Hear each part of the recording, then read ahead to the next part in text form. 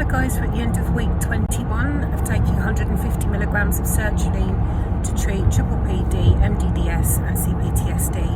I hope you're all doing okay. I just want to start by saying thank you to Diane, who's been amazing, sending me personal messages of support and just such lovely, kind words. I know we're both going through the same thing, and you're absolutely right, Diane. You know, I need to change the language that I'm using, and actually,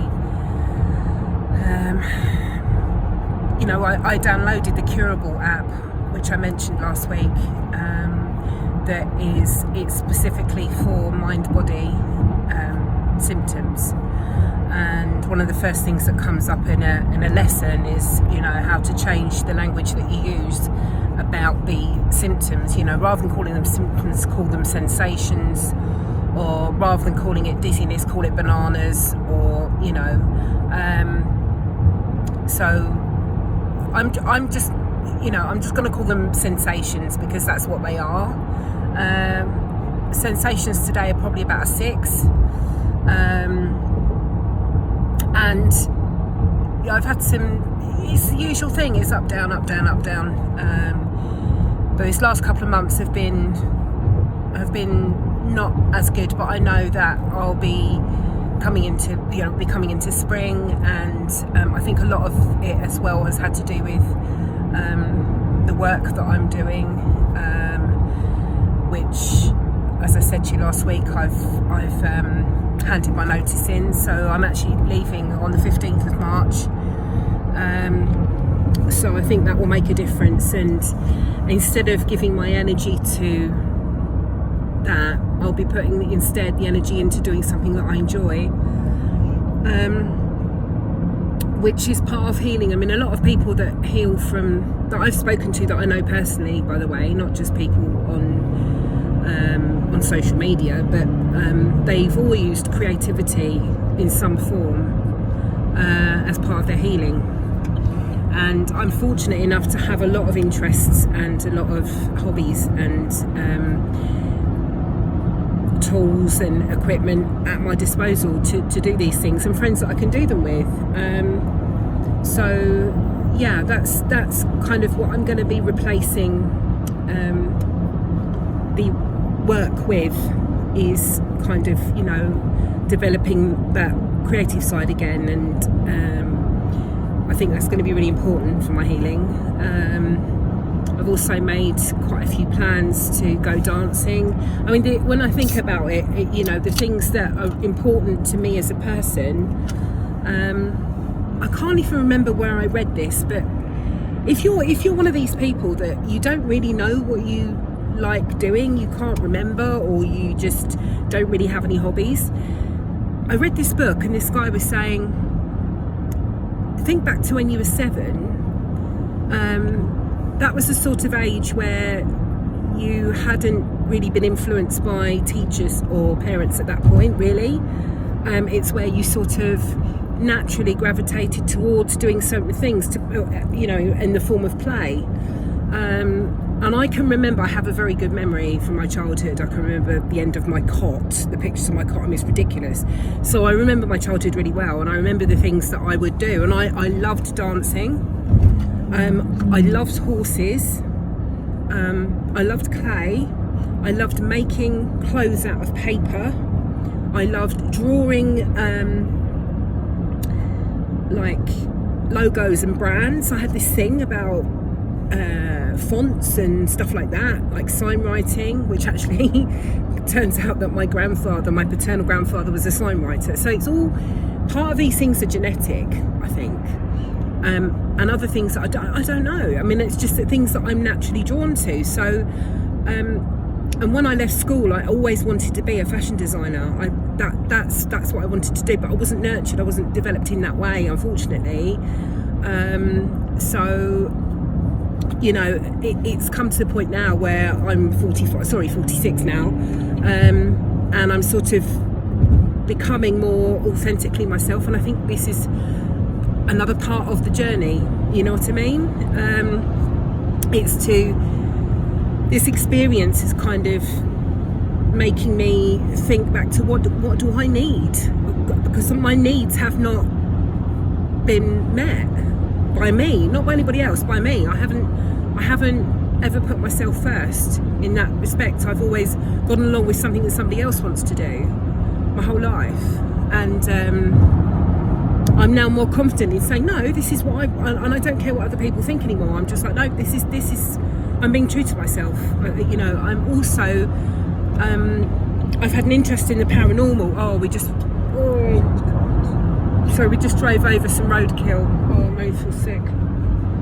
Sorry, guys. Anyway, it's really thrown me off. Sorry. I refuse to edit my videos, though. This is candid. This is how YouTube should be. No editing, just as it is. Anyway, so all these things are the same things that I enjoyed when I was a child, and now I'm rediscovering that, because my inner child, when I did that inner child meditation a couple of months ago, my inner child is heartbroken, absolutely heartbroken, and desperately wanting me to look after her. So that's what I'm doing. I'm actually getting teary just talking about that. I'm also a spiritual person, as you probably gathered from my previous videos,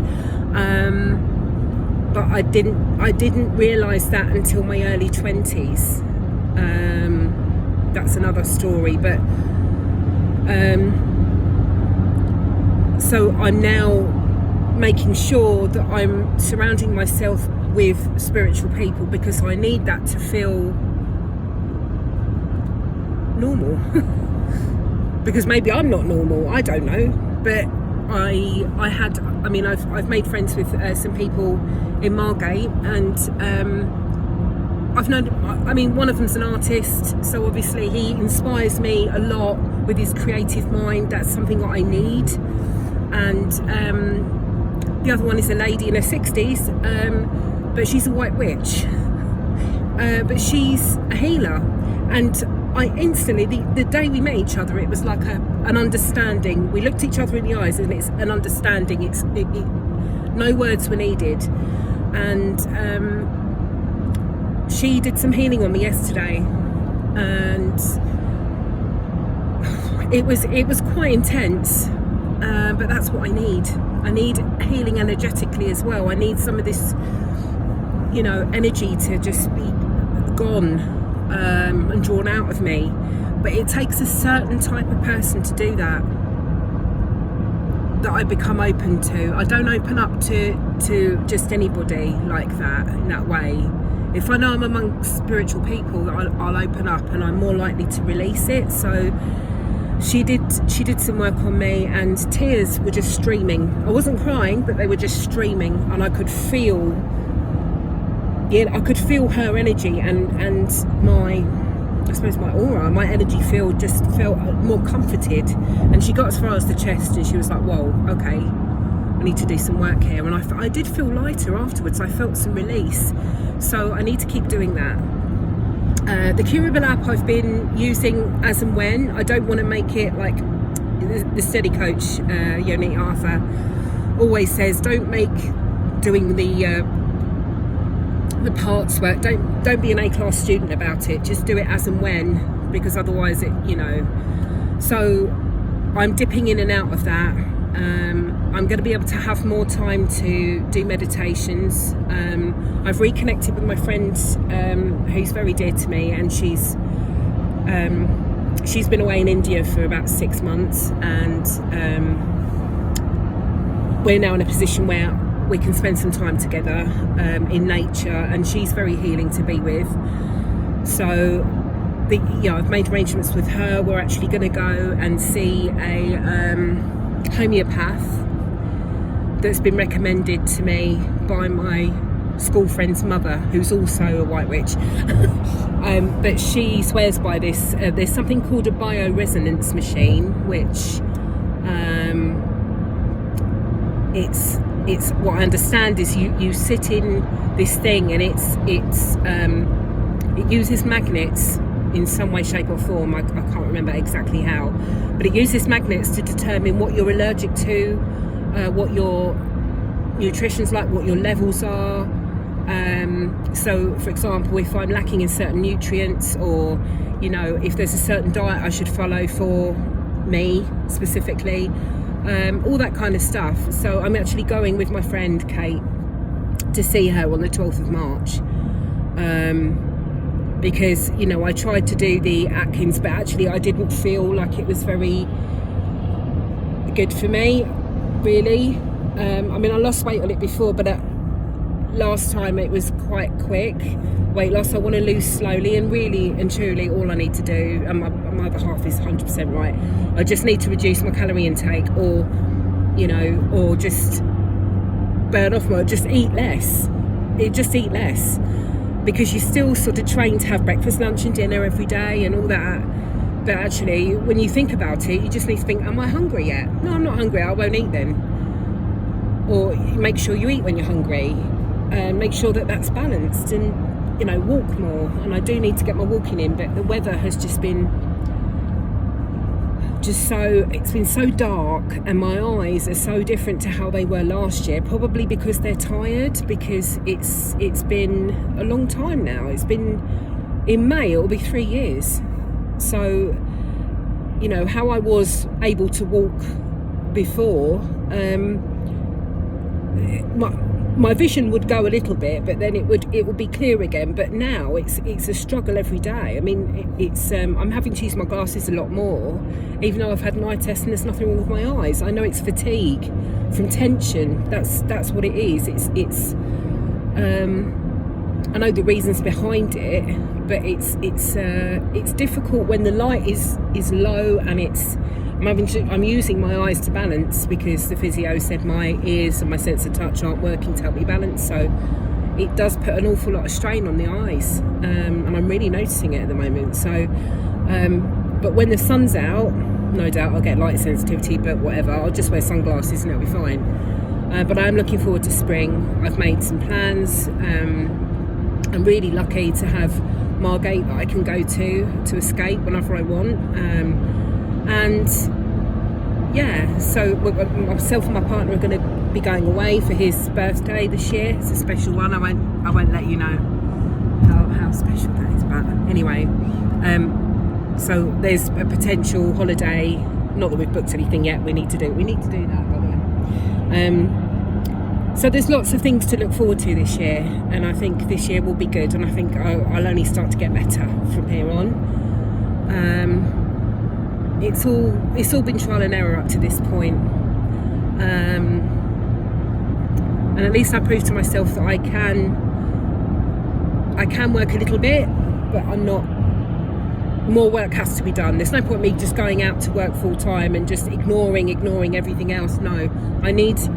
The permanent way to recovery is the hard way. It's the acceptance, and that takes time, and it just takes me to be in the right place and to just let go and actually not care.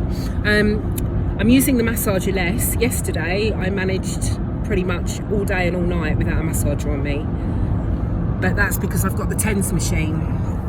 But having said that, because I was distracted, the TENS machine will only go on for about 60 minutes and then it cuts off. But there was times where I'd noticed that I hadn't realised that it had actually stopped working. So I was sat there with nothing on me. I'm always feeling tension in my body, always, but it wasn't really bad where it sent me into a sort of a panicky sort of state. Diane, I know you don't want me to use the TENS machine because it's just changing from one coping tool to another. I know exactly what you're saying, but this is something that I can use portably when I'm out and about, and I just need to do more body scans. I need to get into my body, perhaps see a somatic therapist. I did talk to, I tried using the one on YouTube, but I do actually need one-to-one in person. So I was talking to Steve from Steve's Long COVID Journey last weekend, and he's given me his somatic therapist's details. So I'm going to get in contact with him, because Steve swears by it. You know, he said it was so much better, the things he got him to do, particularly regarding the chest, which is where that just seems to be where all my energy is centered. I'm thinking that will really help me. I don't think there's anything else to mention other than that. But yeah, it's yet more awareness and making changes and listening to what I need and what I want, and let's just see what happens. I'm totally relaxed about it now. This can stay as long as it wants to. I'm not despairing anymore. I've got past that point. I mean, there is the odd occasion where, you know, I feel all right, and then I go to bed and I lay down and I feel like I'm at sea, and that's really hard. And then you start to think, God, how long is this going to last? But other than that, I seem to be coping quite well, but I am just managing it, you know. And I do think that the 150 milligrams of sertraline has sped up that process. I think we could all come to this point ourselves without medication, but it certainly does speed things up. Anyway, I'm going to love you and leave you, and I'll speak to you on Sunday. And yeah, I hope you're doing okay. If you're not, reach out. See you later. Bye.